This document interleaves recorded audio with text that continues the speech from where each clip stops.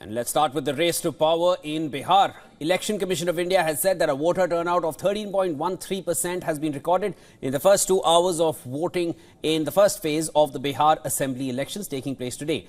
Today, 121 out of the total 243 constituencies are going to polls. Over 3.75 crore people are voting in this phase to decide the electoral fate of 1,314 candidates. Jan Suraj has fielded 119 candidates in this phase. Within National Democratic Alliance, the NDA, Janata Dal United is contesting 57 seats, followed by Bharatiya Janata Party on 48, Lok Janshakti Party LJP on 14. Among the Grand Alliance constituents, we're speaking about the Mahagathbandhan here. Rashtriya Janata Dal RJD is contesting 73 seats in the first phase, followed by 24 from Congress and 14 from CPI ML.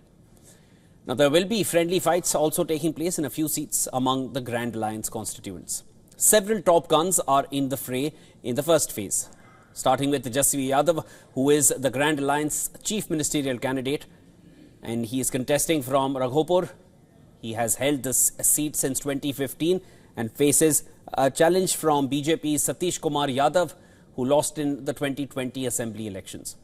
Tejasvi's estranged elder brother Tej Pratap Yadav, who floated a new party, Janshakti Janata Dal, is in the fray from the Mahua constituency. Tarapur seat in Munger district is witnessing a contest between Deputy Chief Minister BJP's Samrat Chaudhary, RJD's Arun Kumar and Jan Suraj's Santosh Kumar Singh. The seat was won by the JDU candidates in 2010 and the 2015 polls. Then Deputy Chief Minister of Bihar, Vijay Kumar Sinha, is also contesting from the Lakhisarai seat. He is facing Congress Amresh Kumar and Jan Suraj's Suraj Kumar. Polling will conclude at 6 p.m. for most of the districts today. However, due to security considerations, polling time has been curtailed to 5 p.m. in specific constituencies. The Election Commission on Tuesday flagged off International Election Visitors Program 2025, and participants will witness polling in the first phase of Bihar polls. Many are coming from several countries. The IEVP is a flagship program of the ECI for international cooperation and engagement with the election management bodies, EMBS, of other countries and international organizations. And that includes members from Colombia and France coming in, among several other countries. The second phase of the Bihar Assembly elections will take place a few days later, that is the 11th of November. And then finally, the results will be announced on the 14th of November.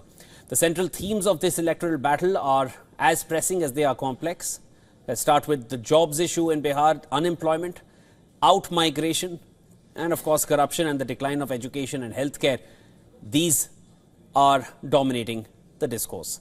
Tejasvi Yadav's pledge of one government job for every household translates to 1.3 crore jobs over 5 years.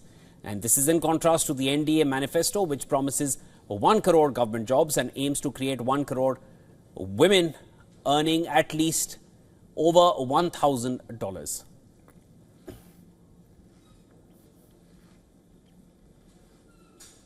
And to discuss this further with me, I'm now being joined by R.K. Upadhyay from Bangalore. He's a senior journalist. Mr. Upadhyay, thanks so much for joining me here on the broadcast.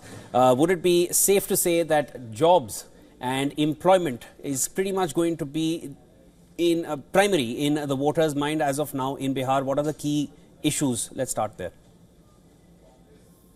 Well, I think there are definitely issues because I think Bihar has suffered a lot in the last 2-3 decades of multiple migrations.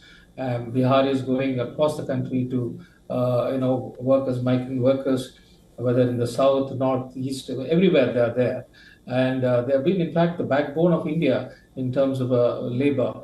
But a point, you reach a point where your prestige is involved, and the political parties are putting pressure on the local government, saying that why is that you're not able to create the same kind of jobs, so locally. And I think even the the youth have started asking, why is that there are the industries in Bangalore? Why is that the IT companies are only in Bangalore? Why can't we have them here? So this has put a lot of pressure on political parties to assure the youth that they will create jobs. I mean, that has led to an extreme situation where now you have RJD promising one job per family, and this is also being matched by the BJP with their own promise. But the point is, where is the money going to come from for all these promises? So one calculation is for RJD's, one job per family will come to 5 lakh crores. Bihar's annual budget itself is about 1 lakh crores of rupees. So that being the case, people are wondering whether this is just blowing in the air just to garner votes. So this is the kind of pressure that all the political parties are working under, and we'll have to see how much of traction all this will have. But I must say that BJP was one step ahead by giving 10,000 rupees to women, and that has been implemented even before the election was announced. So that I think is a very big bonus. And as we've already seen, the ruling party, that is BJP and Chief Minister, now have a very strong equation with the women. So that being the case, I think this will definitely help. And Mr. Upadhyay, Mr. Upadhyay, the women voters, they're nearly 47% of the total electorate there. It is extremely crucial to be reaching out to the women, and clearly both parties have recognized that well in advance. But as far as this phase is concerned, that's taking place today, 6th of November, how crucial is it for the Mahagathbandhan, the Grand Alliance, because in these same seats, they won 63 of them in 2020? Absolutely. I think this is going to be very, very crucial for them because they haven't had a very good, arrangement in terms of seat distribution. In fact, I think the Congress was expecting much more seats, especially after Rahul Gandhi's anti-vote Chori Yatra, which he did for about 15 days in Bihar. But when it came to the seat distribution, it was RJD which dictated terms. And in fact, the Congress has got 9 seats less than what they got last time. They got 70, and this time they've been given only 61. And the RJD said either you take it or leave it. And finally, they have to agree to that. And this has been a big, setback for the Congress. And RJD has taken 143 seats.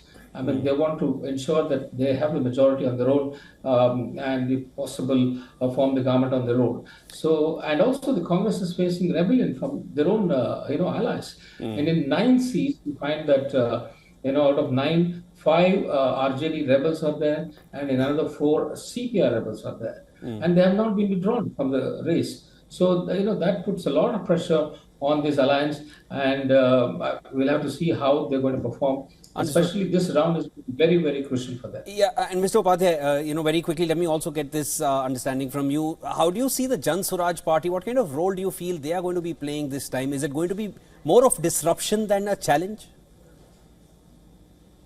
I think Jan Suraj will be the X factor in this election. Okay. We have seen, what Prashant Kishore has been able to do for various other political leaders.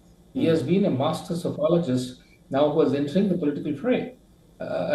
He's testing his own ability to win elections. He has won elections for a lot of other people. Remember, he started with Prime Minister Modi. In fact, in 2014 election, he played a big role for the BJP. And later on, he shifted to other parties, including Mamata Banerjee. He did help Mamata Banerjee against the BJP. And, that was a very stupendous job he did, because nobody expected that kind of a mandate for Mamata Banerjee, and he was credited with working out the strategy for that.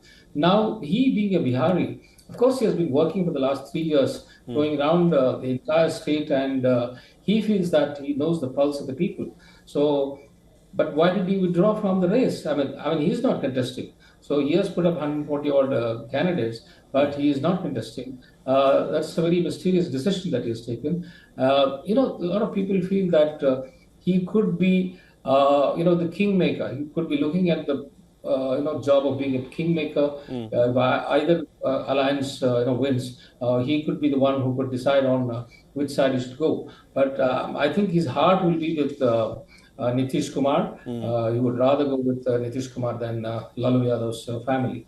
So we'll have to see what kind of performance they'll do. I mean, the pollsters who are working against him, or who are predicting against his candidates, they're saying he may not get more than 8-10 seats. So we'll have to see where he will end up at the end of this election. Perhaps offering some kind of negotiation power a little later, or offering that X factor right now, causing disruption now and then eventually joining hands. It's Bihar. It's always going to get interesting till the last. Mr. Upadhyay, thanks so much for joining me here on the broadcast on Newspoint. Would love to have you to discuss this further as we proceed further. Thank you. Thank you very much.